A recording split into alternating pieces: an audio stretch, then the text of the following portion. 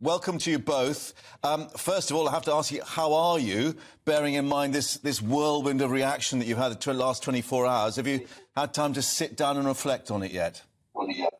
Well, thank you for asking. I am still processing, but I'm doing okay. We've had a lot of support and a lot of understanding, so that's really helped. But it's, I think, the case you say that you've not been contacted officially by Buck House to actually have any kind of official apology. Is that right? Well, I understand that they've reached out to another organisation to contact us, and we haven't received anything directly, but we've recently learned that they now have access to us and they will be reaching out, and we look forward to that. So what, in a form of a meeting of some kind, do you think? Well, Sister Space is about resolution. So that's key for us. So we want to do anything that will, just bring a positive outcome. Yeah. Do you think the very fact that this is all blown up actually, in a way, could benefit you and the charity, and that people are now looking at it and discussing it and thinking about it? Well, our focus is on the 16 days of activism. Our focus is on those who have been affected by domestic and sexual abuse. So, people can say what will happen as a result of this. Preferably, we would have been able to just focus on that which we were invited to the product to do, which is to raise awareness around domestic abuse. So that really must remain our focus. Can I ask you on that, do you believe that there may have been a misunderstanding? I'm just looking at what your charity website says, supporting women of African and Caribbean heritage who are affected by domestic and sexual abuse. Could it have been that Lady Susan was maybe a bit confused in that, thinking that the issue of heritage was also important to all this? So let me be clear. This happened over about 5 or 6 minutes. So when she asked where I'm from, I said Sister Space, because obviously it's about domestic abuse and there's a lot of agencies there. So I thought she meant, where are you from, in terms of who are you representing? Then she said, no, where are you from? So we said Hackney, because that's where we're based. And then she said, where are you from? So I said, me, I'm born here. And then, where are you really from? So this went on. I mean, if you want to find out something about somebody, you ask a question once or twice. Once you've got the answer, you move on, right? And because this whole thing is about domestic abuse, there were other questions. But when the first thing she did as well is to take my hair and move it out of the way. That's the first thing. No hello, no nothing. You just actually... and I've never done that. I really think that we need to respect people's personal space. And then she just proceeded to ask, I think it's also important to note that there are differences between nationality and ethnicity. And when you ask these questions and you specifically ask the nationality and you've been given an answer, it's important to take that answer and to respect that answer as opposed to probing further and digging until you get the response that you are driving for. Because, right, when she said, I mean, had she just kept asking the question, that would have been one thing. But what sealed it for me is when she said, oh, I can see I'm going to have a challenge with you. So that already shows me you're trying to get somewhere.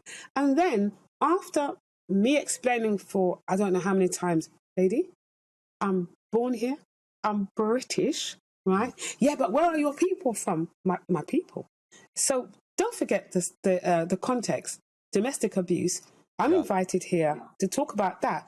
This is going on for 5 or 6 minutes, too long.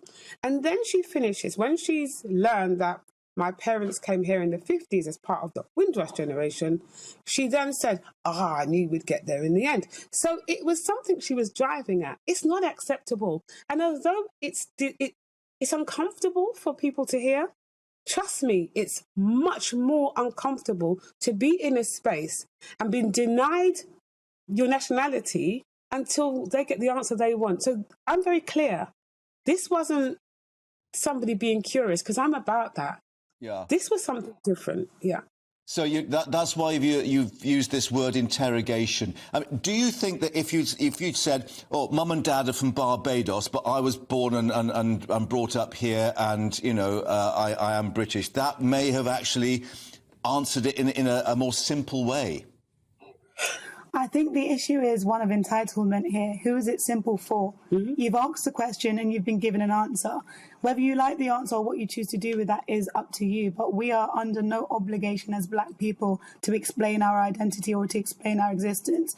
People are aware that the Black community, as well as other communities, have a very complex and a very sensitive history. Now, when you ask this question, it's not a one-size-fits-all solution. It's unique to the person. If we give you an answer, it's for you to take that. And if you don't understand that social cue in a place like Buckingham Palace, it leaves us questioning, why are you there in the first place?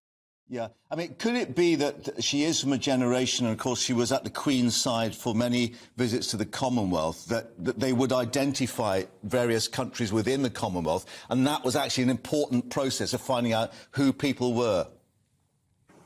Well, it's interesting because if you identify these various countries from within the Commonwealth, you would accept them as British citizens, as it said so on their passports. I think it's interesting that had my nan or my grandmother been alive, would she be awarded the same privilege, the same justifications and the same excuses coming from a Black demographic? And I think the answer might not be the same. And also, we're taking into consideration age. It's been raised, right? I am considered an elder in my community. And one thing I absolutely respect is people's age. So when the question kept coming up, I was wondering, does she not hear my answer? And I thought about so many things. And then it became clear, when you challenge me about being British, then it's clear. We can think about every excuse we want to, but unless we deal with this uncomfortable conversation, it's going to continue and there will be no winners here. We need to put the focus back on the 16 days of activism. This should be about women affected by domestic or other kinds of abuse. I should not have to go into that space, having been invited, because of the work that I do, and because we talk about issues around race, gender, and abuse. That's the last place I expected that to happen. So there are those who will not understand, but I'm very clear about what happened, and so is she, because there was no rebuttal. She didn't make any. She resigned, and the palace accepted it. So I don't know why everybody else doesn't. I don't. Yeah. So can I ask you, did you get a chance then to talk about the charity and the work you've been doing and the way forward and so on? Well, at the space, as soon as because it happened 5 minutes after I got there, I was kind of shocked about somebody putting their hand in my hair. My hair, you know, there's cultural connotations. But also, after I recognised that this is like 6 minutes of drilling, because even though I'm explaining it to you, you would have to have been there to understand that this wasn't very nice experience. It wasn't someone who was pleasantly interested. It was like, but where are you really? I mean, it was an interrogation. So my thing is, after that, the next 2 hours were like a blur, to be honest, because I just wanted to leave.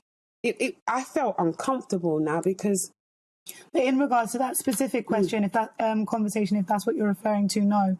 The nature of the conversation was solely around the nationality of Ngozi. And my right to claim to be British. Yeah. Having, as a registrar formally, and someone who was charged with giving certificates of British citizenship, I am still processing this. It is ugly, not only for everybody else, but for us too. That's why I was asking you how you've sort of been trying to as you say, process it. Can I ask your daughter, how is your mum doing? She seems to be pretty stoic about it, but I mean, I guess, you know, it's been pretty upsetting for both of you as well. Definitely. I'm lucky to say my mother is a remarkable woman. And what we're trying to do is balance personal emotions with our duty of care to our community, our obligations to the charity, and bringing back the focus to where it belongs, which is the service users, which is gender-based violence and the 16 days of activism. So we are coping. This is not something we've dealt with before. So we are taking it in our stride, and we're going to continue, as we always do, raising awareness around racism and misogyny. And in domestic abuse. Before you go, I just have to ask you, the Netflix documentary is the trailer's being released, and there's much reaction out in the United States, of course, where the Prince and Princess of Wales is. I know that, Ngozi, you have previously commented on what Meghan Markle went through. Do you think this is still relevant at the moment as well? that would be, I guess it's personally, but right here I'm speaking on behalf of Sister Space and my community. I just think wherever racism is, it's an ugly conversation, but it's one that must be held. I have no personal knowledge about what's happening or what's been alleged lately or what's happening in America. Love to my American family, you know, but I don't know. I don't follow these things. We're too busy fighting domestic abuse. So it's just about, for us, it's just about love, you know, and equality. Yeah. You've had a few other things on your mind, as you say.